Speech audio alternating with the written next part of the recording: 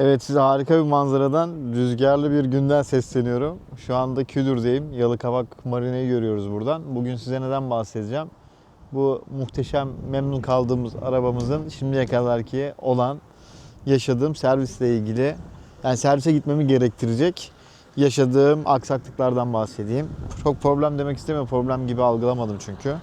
Şimdi ben size hem biraz arabayı çekeyim, hem arabanın etrafında gezerken size aldığım tarihten beri başıma gelen şeylerden bahsedeyim. Umarım bir şeyler katabilmiş olurum size. Şimdi arabamız bu, gördüğünüz gibi. Etrafında gezerken aklıma geldikçe size söyleyeceğim. Aynı zamanda da şu manzarayı sizlere böyle izletmek istiyorum. Şimdi arabamı ilk aldığımda uzun bir süre problemsiz kullandım bir kere. Bir 7-8 bin kilometre sonra bu çıtanın üst tarafında, yani şuradan içeriden böyle çıtır pıtır bir ses geliyordu. Ben bunu hep duyuyordum ama yerini tespit edemiyordum. Sonra oradan geldiğine kanaat getirdim ve o ses gelirken cep telefonuyla ses kaydını aldım. Yani çekim yaparak aynı zamanda aldım, yeri de göstererek. Oraya yaklaşınca sesin arttığını göstererek. Bu arabada sesler geliyor ama bu sesler nasıl geliyor? Şu an bayağı bir kesildi artık. O sesleri artık alamıyorum, çoğu sesi, ama nasıl geliyor biliyor musunuz? Belirli hava sıcaklıklarında ortaya çıkıp belirli hava sıcaklıklarında ortadan kaybolan sesler var. Şu an mesela kış dönemindeyiz. Hiç duymadığım sesler var. Gıcırtı sesi vardı. O şu an gelmiyor 3-4 aydır.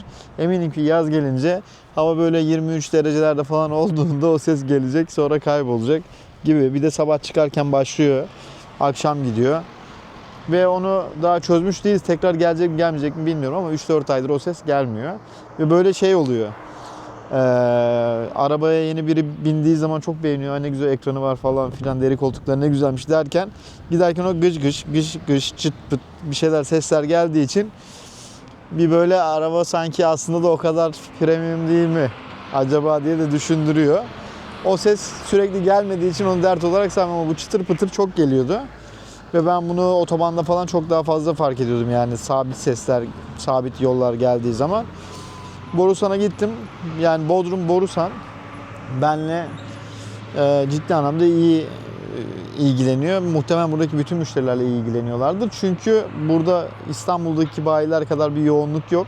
Sakin bir ortam var.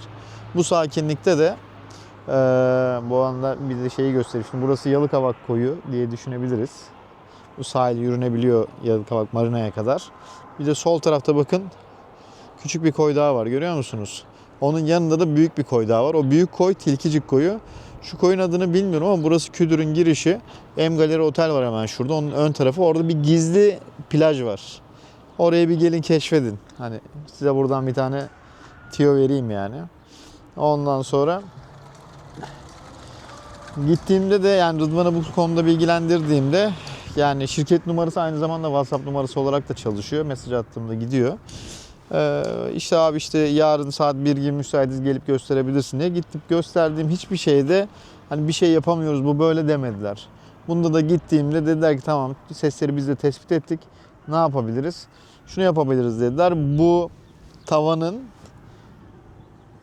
şaseye, yani kendi arabanın kendi tavanına, kumaş tavanın monte antresi taban var ya, onun monte edilmesi için gereken yerler var, böyle çıt çıtlar mı diyeyim artık, klipsler mi? Onların dedi konforlu versiyonu var dedi. Yani kauçuk uçlarında şey olan, bu sesi azaltan bir tipi var dedi. Bazılarında olmuyor dedi. Onu değiştirelim, bir sipariş verelim. Sipariş verdiler. Onlar geldi. Geldikten sonra da bir günlük bir işlem içerisinde onları değiştirdiler ama onu da başka bir işlemle birleştirdiler aslında. Yani ben bir gün içerisinde hem onu hallettirdim hem başka bir şey hallettirdim. Şimdi o diğer şeyi de sizlere söyleyeceğim. Şimdi bunun, ben evde şarj ederken falan filan hiçbir yerde problem yaşamıyorum. Hızlı şarjda da problem yaşamıyorum. Ama 3 el dinlenme tesisleri var şeyde, yol üzerinde buraya gelirken. 3 el dinlenme tesislerinde en yakıtın böyle kalın bir tane kablolu DC şarjı var. Kaç kilowattlık hatırlamıyorum. Onu taktığımda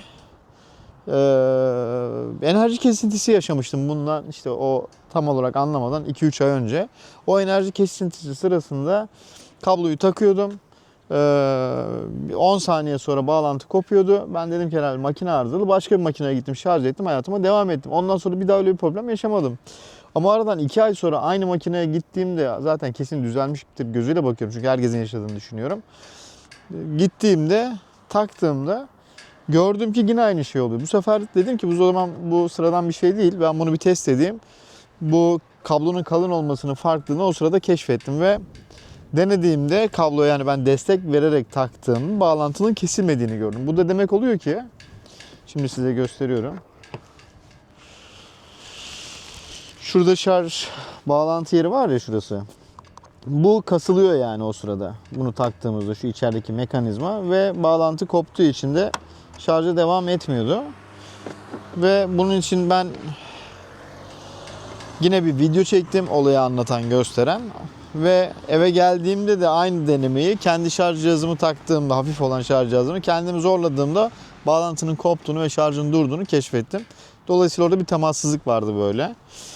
Bunu da Borusan'la görüştüm, götürdüm. Yine çektiğim videoyu ilettim. Hemen Almanya ile yazıştılar. Abi dediler, bir gün içerisinde sana haber vereceğiz. Akşama kadar bana döndüler. Dediler ki şeyin onaylandı, siparişini verdik. Sadece bu parçayı değil, onun altındaki mekanizmayı da şey yaptık ve Almanya bize bunun bir daha olmaması için de bir yöntem de gösterdi. Dolayısıyla biz bunu yapacağız ve bir daha da başına gelmeyecek dedi. İyi, tamam dedim. Bu parçaların siparişini verdiler. Parçalar geldi. Bu benim tavanla ilgili kopçalar, hani klipsler falan sipariş vermiştim ya. Onlarla aynı anda geldi bunlar. Dolayısıyla ben ikisi için bir günlük randevu aldım. O gün bana ikame araç ayarladılar mı hatırlamıyorum ama ayarlamışlardır muhtemelen. Çünkü burada öyle bir yoğunluk yok İstanbul'daki diğer bayiler gibi. Ondan sonra arabamı teslim ettim. Bir 4-5 saat sonra arabamı bana geri teslim ettiler. O ses de gitti. Şarj problemi de düzeldi. Dolayısıyla size 2 tane sorundan bahsettim şimdiye kadar. Bunun dışında ne oldu? Ben arabamı bir kere yolda lastiğim patladı. Yarıldı daha doğrusu ve ben dışarıda lastiği yedek lastik bularak o anlık değiştirdim. Ama bunu yaparken jantımı çizdiler. Onu da, şimdi araba kirli çok gözükmez belki ama jantların nasıl çizileceğini bilirsiniz. Böyle takarlar, etrafını böyle makineyi yanlış taktığı için o dış yüzeyini çizerek devam eder. Pergelle çizmiş gibi böyle jantımda iz var. Birincisi o başıma geldi. İmkanım olsaydı servise götürmek için elimden geleni yaptım ama o saatte ulaşamadım maalesef. Onun dışında ben bu işlemi yaptıktan sonra lastik aldım. Yeni lastiği değiştirdim. Fakat bu işlemi yaptıktan yaklaşık 6 ay sonra, bununla bağlantılı olduğunu o zaman bilmiyordum. Benim sensör arızası verdi araba. Yani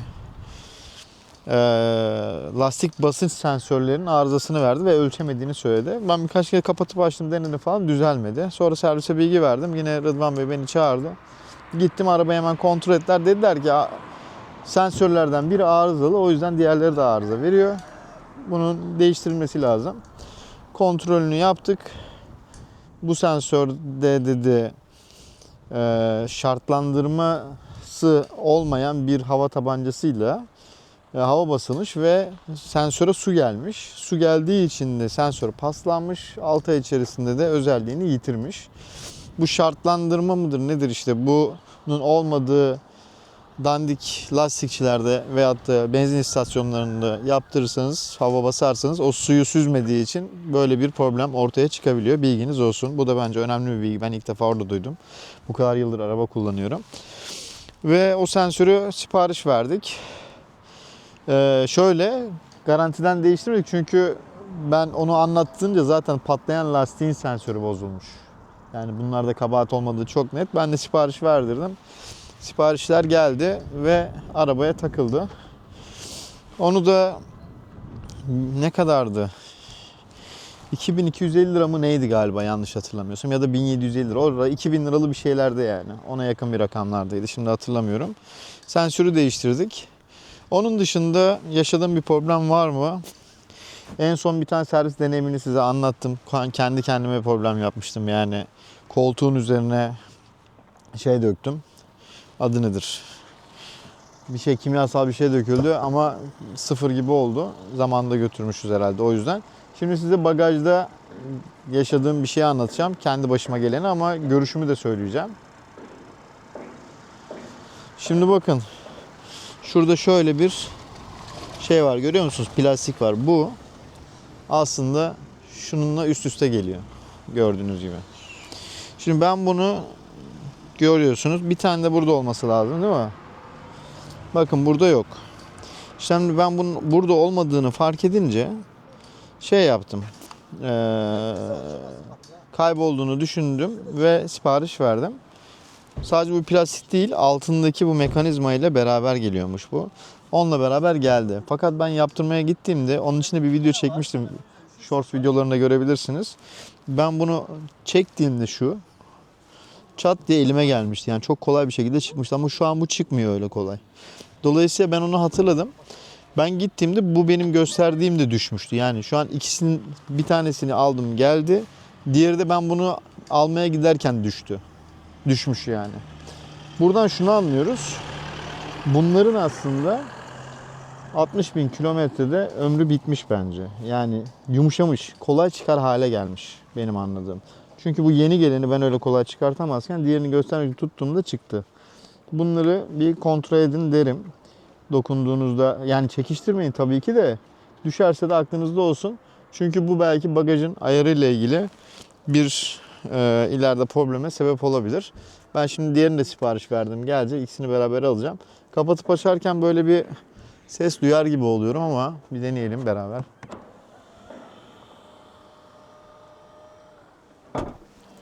En son kapanırken böyle bir dırırt diye bir ses geliyor ama çok problem olduğunu düşünmüyorum.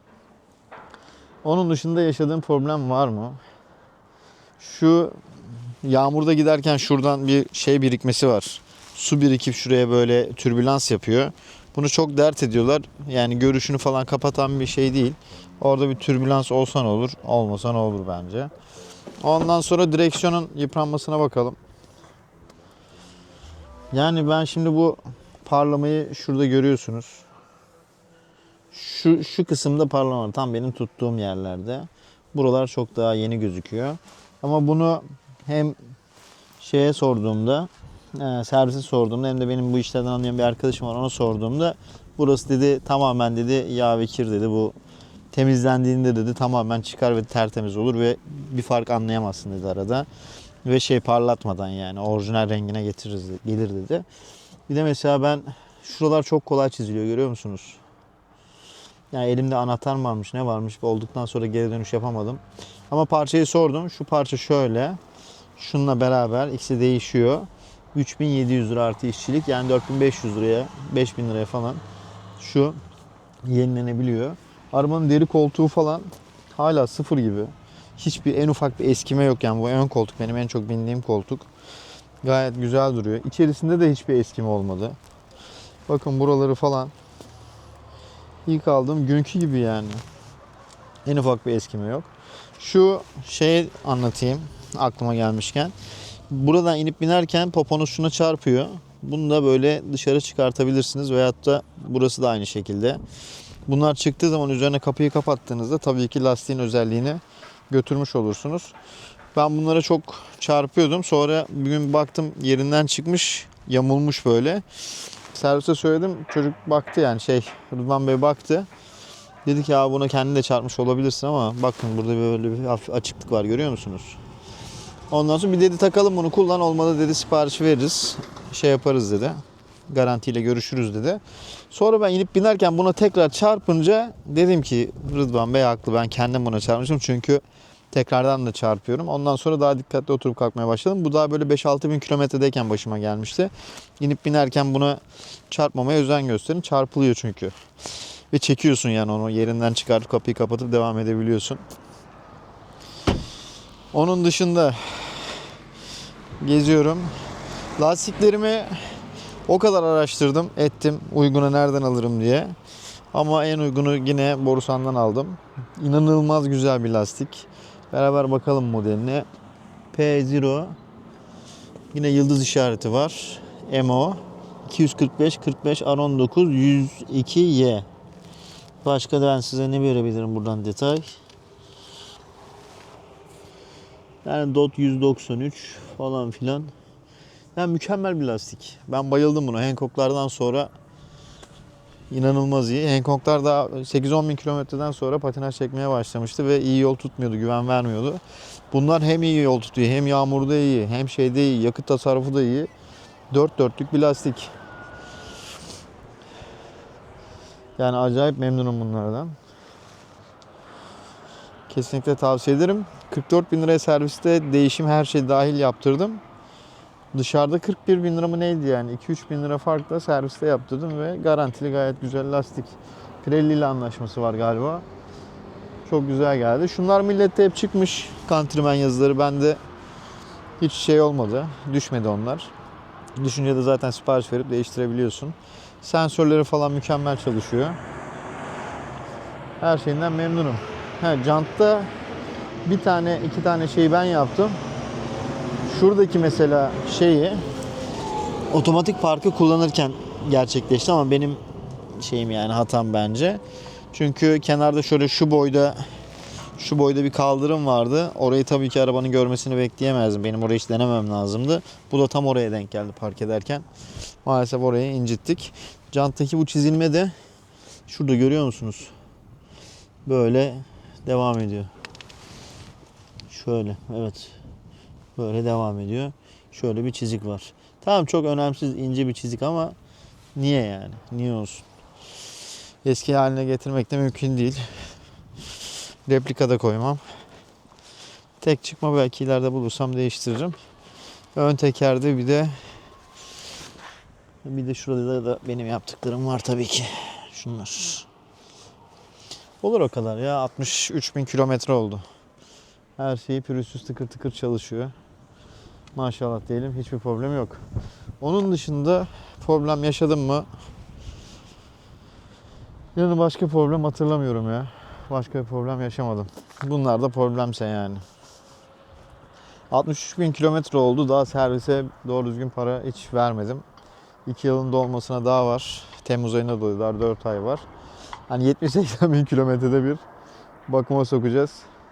Bunun kadar mantıklı, avantajlı bir elektrikli araba olduğunu düşünmüyorum.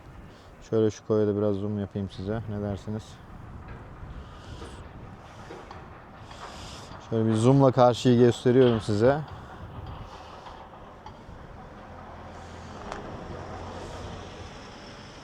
Evet.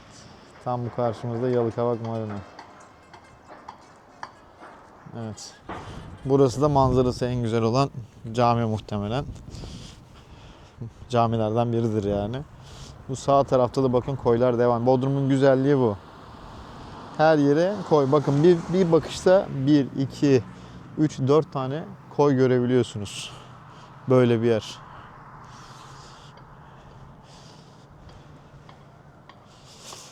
İzlediğiniz için teşekkürler. Umarım hoşunuza gitmiştir. Hem böyle manzaralı hem güzel bir yerden arabanın servisle ilgili olan randevularını sizlere söyledim. İnanın aklıma başka bir şey gelmiyor. Gelirse eklerim bu videoyu ama şu an için gelmiyor. Her şey problemsiz çalışıyor.